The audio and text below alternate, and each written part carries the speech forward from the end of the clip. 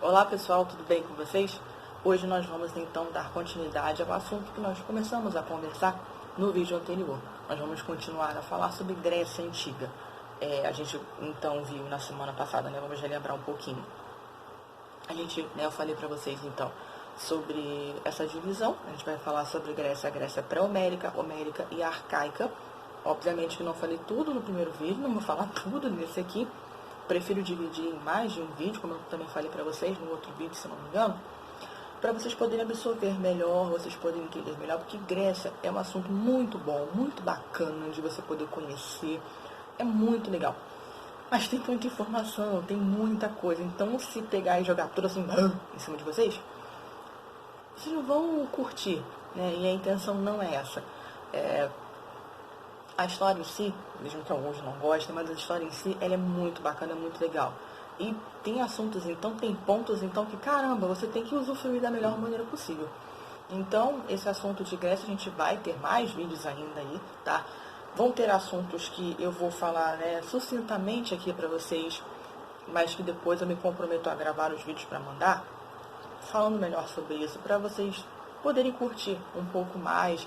Assuntos são bem legais, caso vocês, caso gostem, queiram pesquisar, e enfim.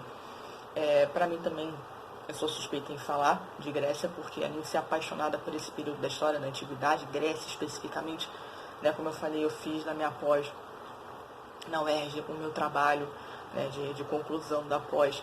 Eu falei de Grécia Antiga, eu falei da Guerra de Troia, eu falei de Helena de Troia, a gente vai falar da Guerra de Troia também, então Guerra de Troia é um assunto que eu prefiro falar separado, tá? Vou comentar aqui, mas vou falar separado. Mas enfim, vamos trabalhar, vamos começar. Então vamos relembrar um pouquinho o que nós vimos semana passada, para a gente poder dar continuidade.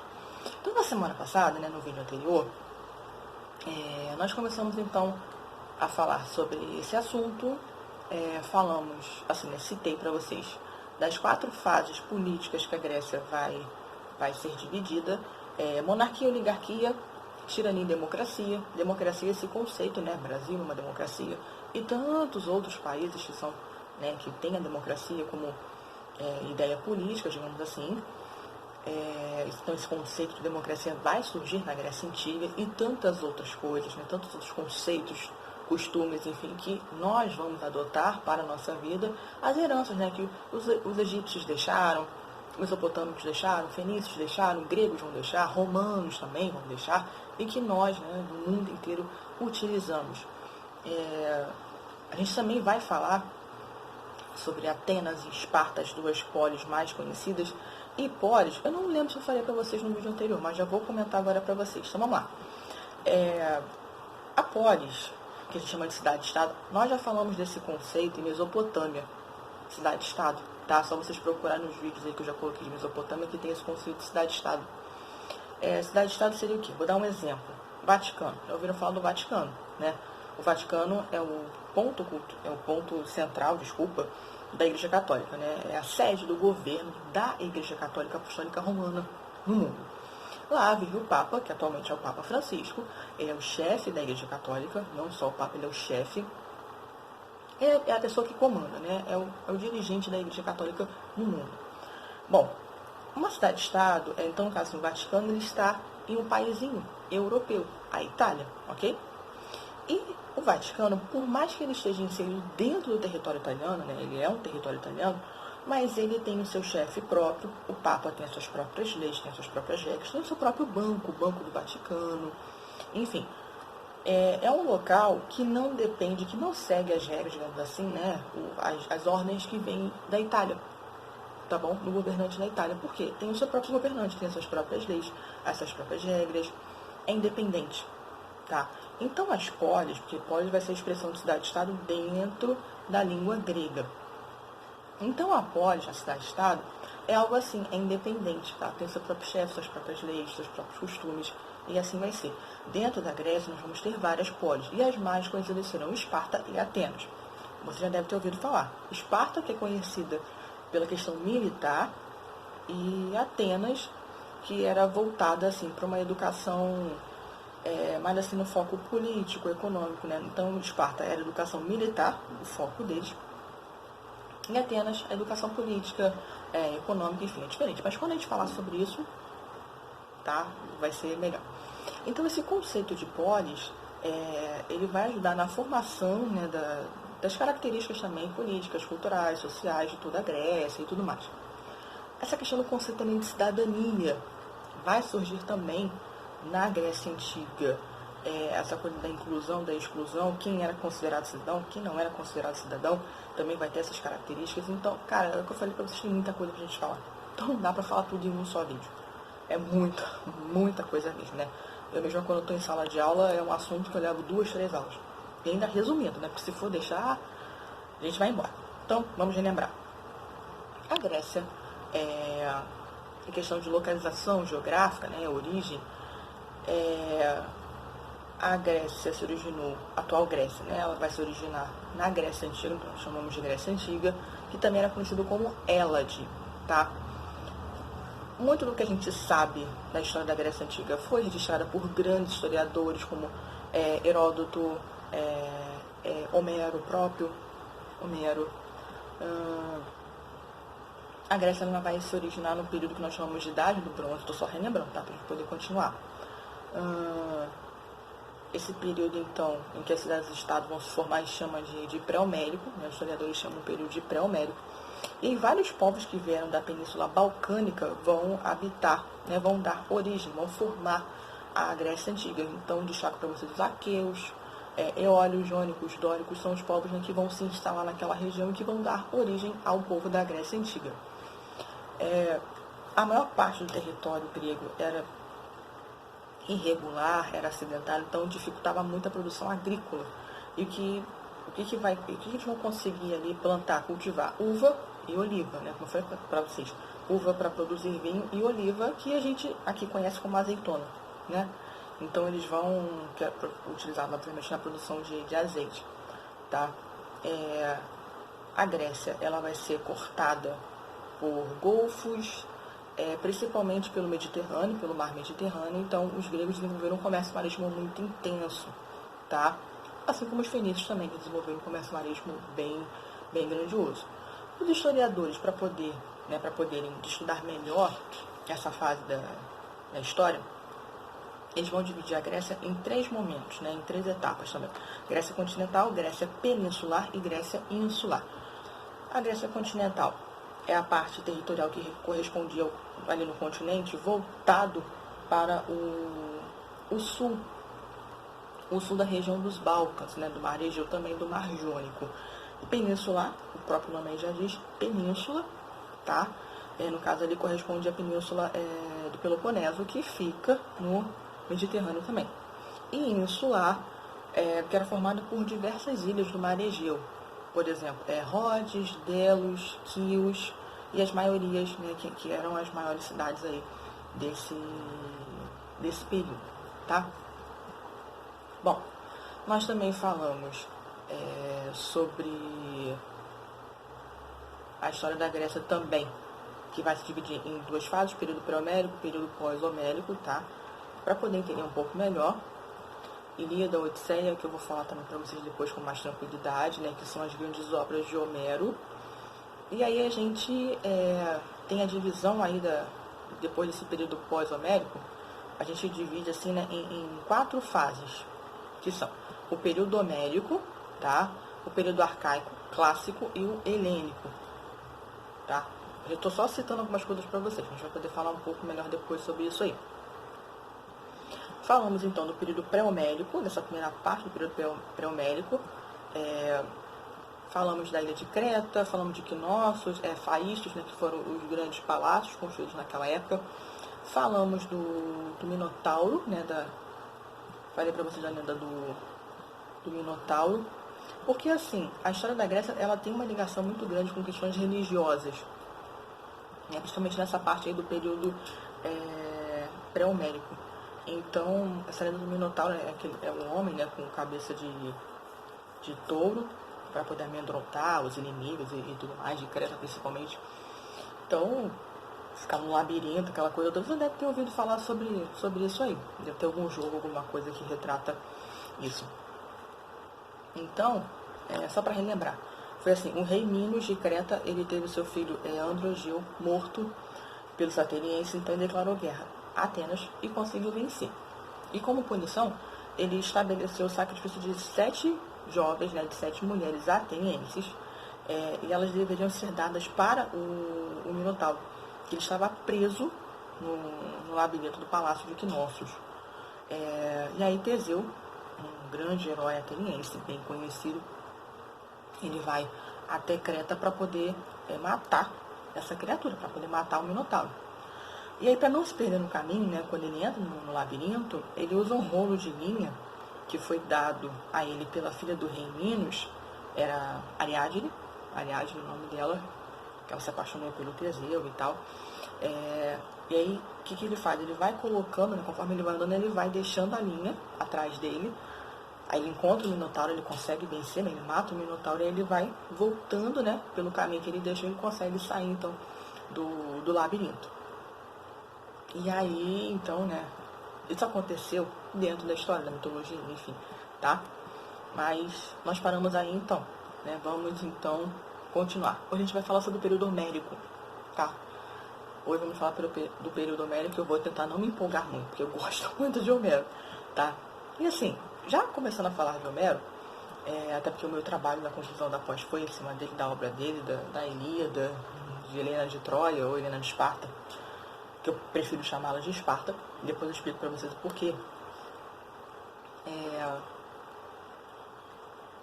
A gente, quando fala de Homero, primeiro que Homero, alguns afirmam que ele não existiu, tá? Então, professora, então as obras Ilíada e Odisseia, quem escreveu? Bom, dizem que foram outras pessoas que escreveram e aí deram esse nome, como se fosse um pseudônimo, né? Um artista que não quer usar o seu nome e cria um nome. Enfim, eu acredito que Homero existiu, tá? Como também eu acredito que Helena de Troia existiu. Porque também tem uma versão, foi até uma coisa bem complicada para mim na época, porque eu tive uma coisa, vocês vão encontrar pessoas na vida de vocês que vão virar para vocês e falar assim, isso que você quer fazer não vai ter resultado não, isso é impossível, larga isso, desiste, você não vai conseguir. Você vai encontrar pessoas assim. E eu encontrei na pós. Você vê, né? Eu já adulta, já formada, né? E encontrei pessoas assim, professores assim, que viraram pra mim e disseram que eu não ia conseguir fazer o meu trabalho, porque como Helena era uma lenda, não existia, mas foi difícil. Nossa, como foi difícil ouvir isso. Deu vontade de largar, pensar em outro tema, mas eu tentei, falei, mas cara, essa altura do campeonato já quase acabando. Eu falei, não posso. Foi difícil pra caramba trabalhar isso e realmente encontrar fontes, materiais, enfim. Mas eu consegui, do meu jeito, eu consegui, tá? Claro, é um trabalho que eu posso dar continuidade, desenvolvê-lo mais, enfim, mas foi bem difícil ouvir isso, mas eu consegui fazer. Então, é uma coisa que foi um combustível, né? Foi uma força. Então, quando vocês ouvirem alguém falando pra vocês isso, se vocês queiram muito fazer aquilo, não desistam.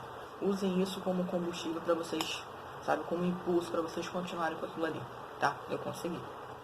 Se eu conseguir, você também consegue, você também é capaz, tá bom? Então vamos lá. Então eu fui na ideia de que Helena existia. Sim. Pra mim, a lenda não. Ela existiu sim. Ela foi raptada e blá blá blá, esquece a cheia, vamos embora, tá bom? Então vamos lá. Essa fase que a gente vai entrar agora é uma fase que tem muitas lendas que desmistificam fatos políticos, tá? Um exemplo disso é a Guerra de Troia. Porque, na verdade, assim, a Guerra de Troia ela foi uma tentativa das cidades gregas, principalmente Esparta e Atenas, de dominar Troia, que era um entreposto econômico antigo, muito importante e tudo mais. E não foi simplesmente pelo rapto de Helena, porque assim, tem muitas pessoas que abordam, que a Guerra de Troia aconteceu porque Helena foi sequestrada, ela foi raptada. Então vamos lá. Helena era casada com Menelau, rei de Esparta, tá? Então por isso eu falo pra vocês que eu chamo ela de Helena de Esparta, não de Troia. Mas ela acabou ficando mais conhecida como Helena de Troia e tudo mais, então beleza.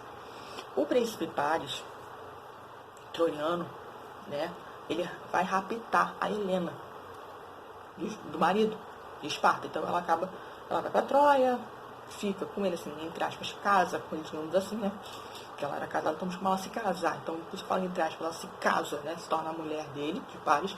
Então daí ela foi conhecida como Helena de Troia. Então, por exemplo, até o filme Troia, que é de 2003, 2004, Brad Pitt, Orlando Bloom, atores para alguns. Então, assim, o Orlando Bloom fez o Will Turner em Piratas do Caribe. Brad Pitt já fez Bastardos Inglórios. O que mais? Caçadores de Obras-Primas, Senhores e Senhoras Smith. Enfim, o Brad também já fez muitos e muitos filmes. Então, no filme retrata bem essa questão da guerra por conta que Helena foi sequestrada e tudo mais. Então, tem muitos, por exemplo, assim, esse filme retrata isso. Tem outros documentários também que explicam melhor essa situação. E tem uns que vão muito para essa vertente da questão política, tá? De dominação, de Atenas, parte da dominação ali de Troia, tá? Mas isso aí eu prefiro falar melhor para vocês em um outro momento, tá bom? Bom, vamos entrar então. Vamos lá. Será que a Guerra de Troia aconteceu? Né?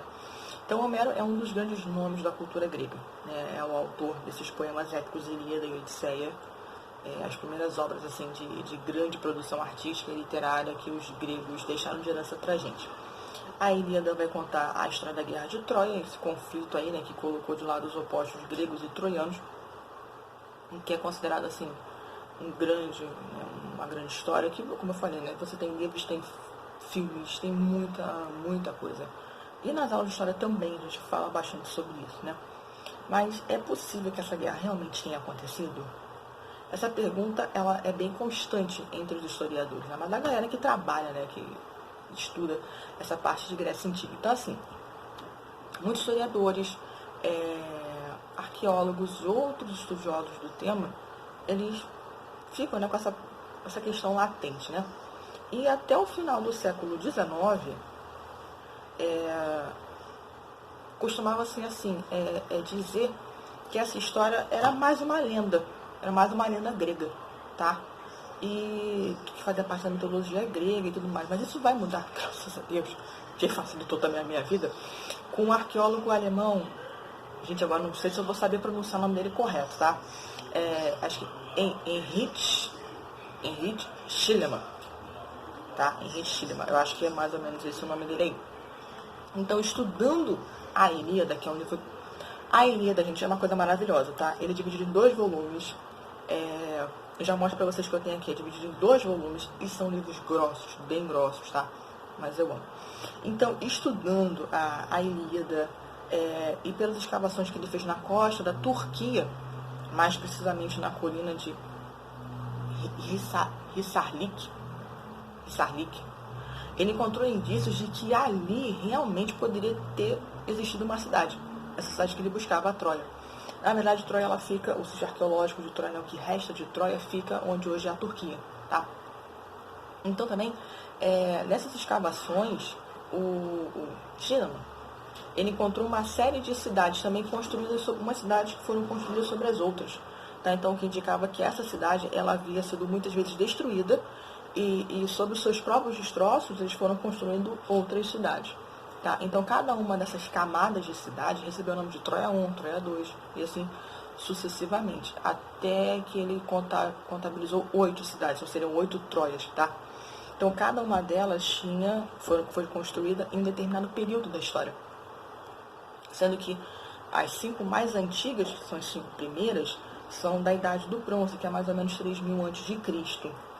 E aí, no seu trabalho, nessas pesquisas, ele chegou à conclusão, então, de que Troia, a qual a Ilíada se refere, seria a Troia de número 6, tá?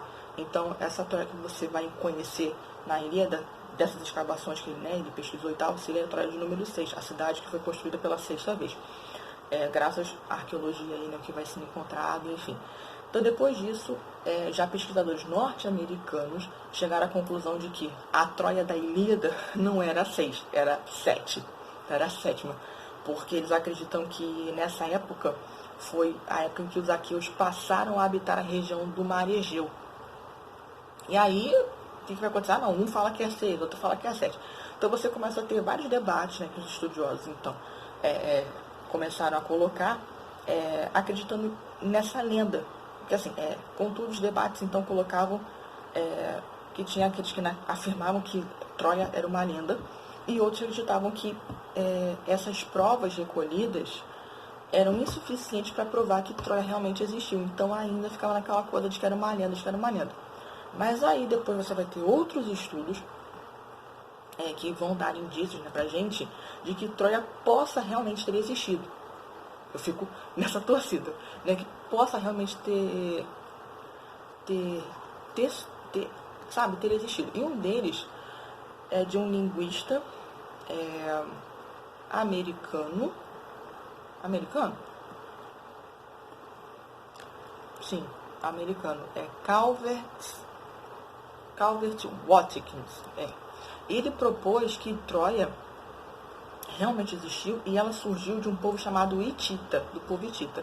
Além dele, você teve outros arqueólogos alemães que provaram que práticas, né, coisas que aconteciam na Ilíada, como, por exemplo, a cremação de soldados, porque no filme Troia, quando o personagem, né, que Brad Pitt faz, que é Aquiles, que é um grande guerreiro, já vi mais pessoas falando calcanhar de Aquiles, então vem inspirado nesse cara. Quando ele morre, era uma prática feita, um costume feito entre eles, de que eles cremavam esses soldados, né, os grandes guerreiros principalmente. Então, esses arqueólogos alemães vão provar que essas práticas, como coisa para cremação de soldados, realmente aconteceram nesse lugar onde supostamente tem um dia existido Troia. Então, o que a gente pode concluir? Né? Que é provável que a cidade tenha realmente existido, mas a gente nunca vai saber se os troianos algum dia entraram em guerra com os gregos. Os historiadores, então, os grandes estudiosos, eles têm algumas hipóteses que explicam uma possível guerra entre dois povos, como disputas por rotas comerciais, mas a verdade é que não se tem fontes históricas para chegar à conclusão sobre a veracidade dessa história, né, desse confronto entre gregos e troianos. Apesar de ser possível, sim, que essa guerra tenha acontecido mesmo, que ela tenha acontecido de uma maneira diferente do que foi relatado na Ilíada. O que importa é o seguinte, né, que a Guerra de Troia, mesmo que sendo lendária, ela inspirou grandes obras, magníficas obras de Homero, também de Virgílio e de Eurípides, tá? Grandes nomes da cultura grega. Filmes, quadros, nossa, quanta coisa, né, que foi inspirada por essa história, né, da Guerra de Troia. Então, nossa, é muita coisa. É muita coisa.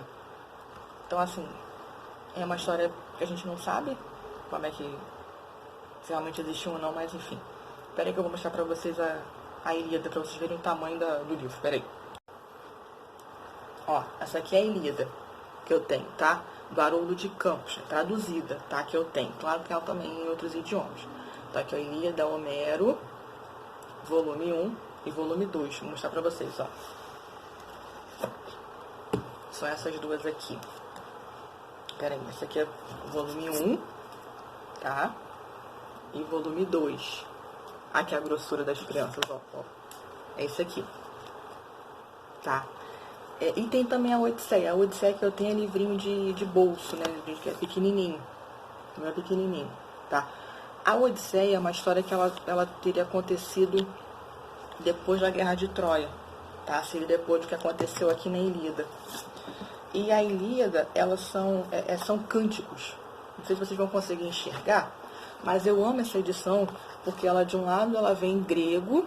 Não sei se vocês estão conseguindo ver bem. E aqui do lado vem a tradução, tá? Então, é legal por isso. Eu gosto muito por isso aqui. Então, eu sou apaixonada. Eu sou apaixonada por isso aqui.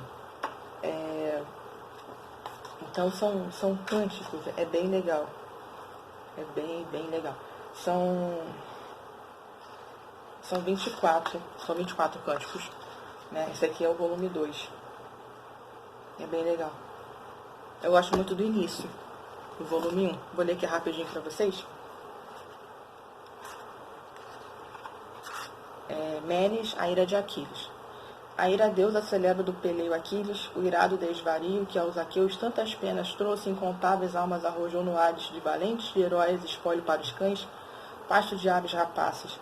Fez-se a lei de Zeus, desde que por primeira discórdia apartou o Atreide, chefe dos homens, o divino Aquiles. Então aqui começa a falar a ira de Aquiles quando ele vai, né, do peleio, assim, da guerra, da luta, do combate. Enfim, quando fala de Hades dos Valentes, Hades, que é o deus do submundo, irmão de Zeus, se a gente for comparar, né, alguns comparam o submundo como se fosse o inferno, tá? Então, é isso. Então, fala assim, dessa ira de Aquiles para ele ir pra guerra, enfim, tudo mais. Então, é isso aqui. É a minha preciosidade, que foi com a qual eu estudei para fazer o meu trabalho de conclusão lá na pós, e, enfim, meu companheiro de estudo, tá? Então, vamos continuar então. Então, a gente estava falando aí sobre Vamos falar do período homérico, então, né? Então, o período homérico ele vai ser marcado por muitos desequilíbrios, por muitos conflitos, como a Guerra de Troia, tá? Conforme a gente sabe, esse período vem de Homero, autor da Ilíada e da Odisseia, e a Ilíada, que é constituída por 15.693 versos, nunca esqueci disso. Ela, na verdade, é uma herança, tá, oral dos Aedos. Os Aedos eram artistas e poetas da Grécia Antiga, que geralmente eles faziam músicas e poemas que relatavam o cotidiano da vida grega, fatos marcantes e tudo mais. Então, tradição oral que você vai falando, né, para uma pessoa e ela vai contando a história para outras e outras e outras, tradição oral. Acredita-se, então, que Homero ele tenha sido um Aedo, né, faria parte desse povo dos Aedos. E Homero, então, reuniu os poemas, as músicas dos Aedos para poder, então, dar origem à Ilíada e à Odisseia, essas duas grandes obras. Então, a Odisseia, ela relata o retorno de Odisseu, também chamado de Ulisses, ao reino de Ítaca, após o conflito com os troianos. Também é uma história bem legal da Odisseia, tá? Então, vamos lá. Então, durante esse período, várias guerras aconteceram. Muitos conflitos aconteceram, as cidades estavam, assim, em completa tensão militar, o foco das cidades era esse aí. Já por volta do ano 1400 a.C., Creta foi derrotada, como eu mencionei para vocês, né? Acho que no vídeo anterior, Creta foi derrotada e controlada pelos aqueus. Anos mais tarde, então, essa civilização caiu. Os dórios, então, vão conquistar essa civilização. E já no século XII a.C., foi justamente a fase em que os aqueus criaram a civilização micênica, e que é onde vai acontecer toda essa história aí da Guerra de Troia. Bom, a historiografia, então, conta a lenda, né, da Guerra de Troia, que Paris, filho do rei Príamo, rei troiano, ele sequestrou Helena, esposa de Menelau. E aí, rei de Esparta, né, e aí o seu irmão de Menelau, Agamenon, junto com outros reis de cidades gregas como Ulisses, por exemplo, eles vão se unir à Esparta para poder combater Troia e trazer novamente Helena. Então, dessa história aí vai surgir a figura de Aquiles, esse grande guerreiro, que era tão forte e tão habilidoso que as pessoas vão dizer que ele era imortal, tá?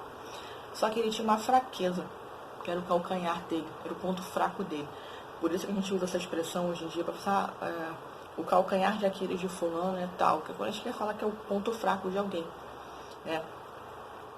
Mas isso aí eu falo melhor para vocês no vídeo sobre Guerra de Troia e tudo mais. Mas a historiografia, ela afirma pra gente, principalmente atual, que essa invasão de Troia não teve nada a ver com o sequestro de Helena, não, tá? Foi questão econômica. Por quê? Troia era uma cidade muito rica, muito próspera, muito, muito próspera. E aí, ela tinha uma boa localização geográfica, porque ela ficava na planície de Dardanelos, que atualmente é a Turquia, que é uma região de entrada para a Ásia Menor e que era um local de muito interesse para os gregos. Nessa fase, nesse momento, a economia dos gregos era basicamente, né, agrícola. E o comércio era forte, né, porque eles aprenderam várias técnicas com os cretenses, técnicas de navegação, criaram diversas rotas marítimas e tudo mais. E a sociedade, ela era estratificada e não tinha mobilidade social. Era formada, assim, basicamente por uma aristocracia guerreira. Então, assim, o foco ali era esse aí de guerreiros, tá? Então, a gente pausa aqui e eu continuo no próximo vídeo, tá bom?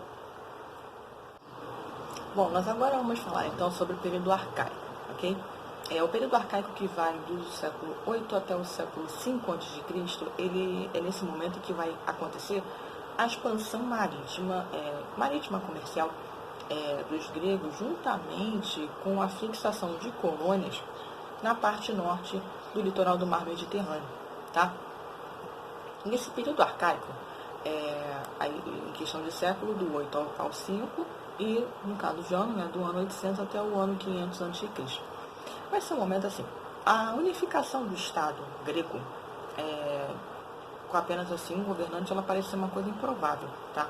Pelo menos nesse período, no período arcaico. Bom, antes, no período homérico, que nós vimos, né, anteriormente, as cidades viviam uma centralização política devido a uma herança herdada, né, dos cretenses, que tinham reis governando os palácios, tá? Os aqueus, que dominaram a boa parte das cidades gregas, eles apresentavam uma organização política que influenciou o surgimento das polis, das cidades e estado. Esses núcleos nós vamos chamar primeiramente de gens, G-E-N-S, gens, tá? E que eram unidades familiares como os clãs, características do período homérico, e que vão ser administradas pelo pater familias, seria o chefe, né, desse núcleo, a quem cabia tomar decisões políticas, econômicas, religiosas, enfim, era o governante, era o chefe daquele núcleo. Geralmente eram os homens mais velhos, os sábios, né, que tinham mais experiência, mais vida, mais vivência, né, ter vivido mais tempo, aquela coisa toda. Esses gens, eles se agrupavam num grupinho que a gente chama de frátrias, tá? Que eram associações que surgiram com a instituição da propriedade privada para poder superar os momentos de crise. E em seguida essas frátrias vão se juntar e vão dar origem ao que nós chamamos de tribos, tá bom? O sistema político dos gens, ele vai chegar ao fim, né, ele vai terminar por causa do crescimento das cidades. E logo essas cidades vão chegar ao nível de reino, o que vai acabar dificultando muito o controle político. Esses reis, então, que vão receber o nome de basileus, foram perdendo espaço aos poucos por conta do fortalecimento de uma aristocracia guerreira, tá? E aí, além dessas mudanças, o crescimento urbano, ele vai fazer com que surgisse as polis, né? Ele fez com que surgisse as polis, com autonomia de administração, de leis, de costumes próprios, como eu falei para vocês quando eu estava explicando sobre o Vaticano, tá? E aí, a Acrópole, que era o lugar mais alto de cada polis, era o local onde você tinha um templo religioso, geralmente atribuído a algum deus. Se vocês procurarem na internet, vocês vão ver fotografias e são lugares assim lindos. É o ponto mais alto da cidade. Era daquela polis, assim, uma vista, um lugar lindo. Então a Acrópole, né, sendo o ponto mais alto da cidade, daquela polis, geralmente você tinha lá um templo, né, em honra a algum deus, e também tinha a Agorá. A Agorá era uma praça pública, tá? Uma praça principal, o local principal, onde você tinha o acontecimento, a realização das assembleias para tomar decisões políticas. Então essas assembleias eram estruturas utilizadas pela democracia, uma democracia assim, participativa, tá? Onde integrantes de uma determinada comunidade, então não era todo mundo que participava, tá? Eles se reuniam então para decidir sobre assuntos importantes daquela polis, tá? Atualmente essas assembleias elas são relacionadas ao poder legislativo, a sindicatos e assim, falando atualmente, né, do que acontece. Bom, a polis, ela surge na história como religião e como tribo, tá? Ela existia em função de parentesco entre cidadãos, sendo assim uma sociedade, um estado tribal, tá? Os grupos humanos se dividiam, né, nessas famílias extensas, no gênero, nos gens, em que membros eram unidos por laços de parentesco, consanguíneo ou religiosos, tá? Então, a união dessa gente formou a frátria, que era uma tribo, estrutura familiar, aí vai ter confrarias, os clãs, aquilo que eu falei para vocês, né, anteriormente, tá? Bom, a principal transformação política, administrativa que você vai ter nessas polis gregas, nessas cidades-estado, foi então a instituição dessas assembleias, o que de certa forma determinava uma certa democracia, tá? Digamos assim. Isso simbolizava o quê? Uma pequena participação da sociedade na política, porque todas as ações, todas as decisões que eram tomadas pelos cidadãos, elas eram, né, pelo povo e não pelo rei, tá? E teriam que ser cumpridas por todos. Todo mundo tinha que obedecer, tinha que respeitar aquilo dali.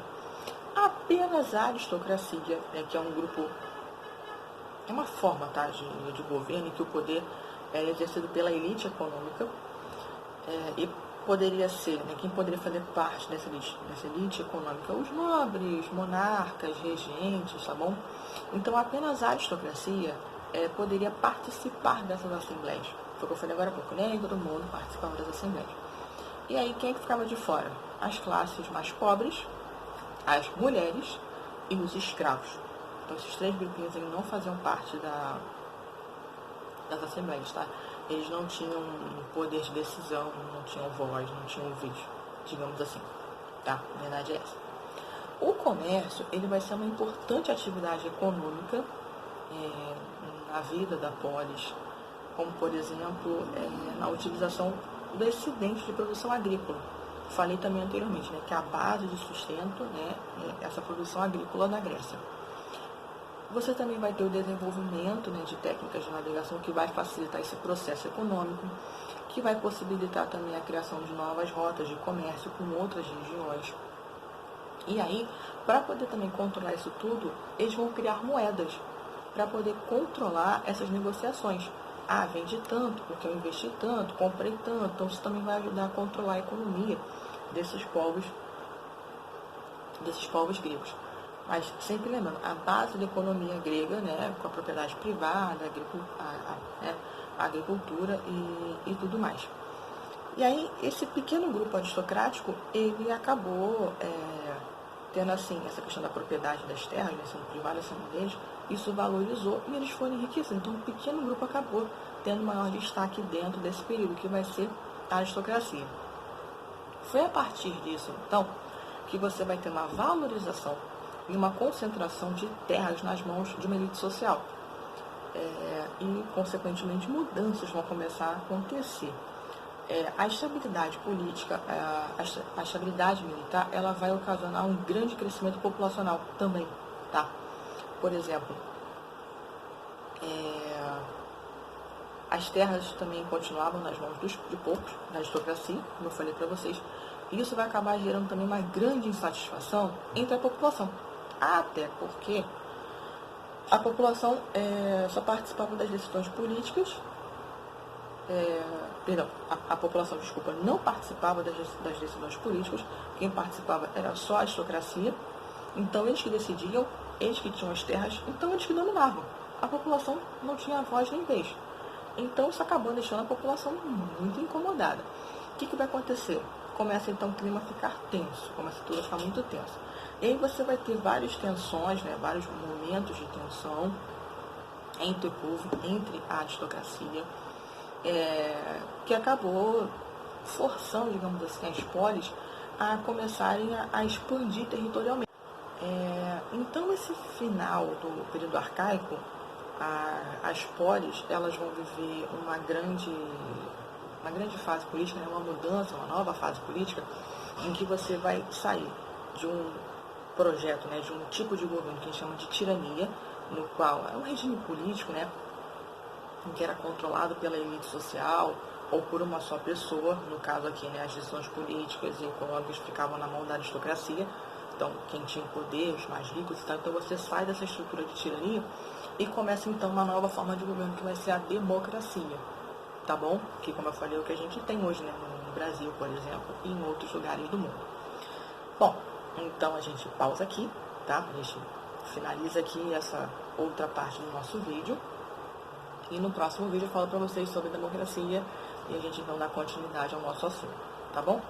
Espero que vocês tenham gostado. Qualquer dúvida, coloquem aí nos comentários, tá bom? Um beijo para vocês. Fiquem bem, se cuidem e até a próxima. Tchau, tchau.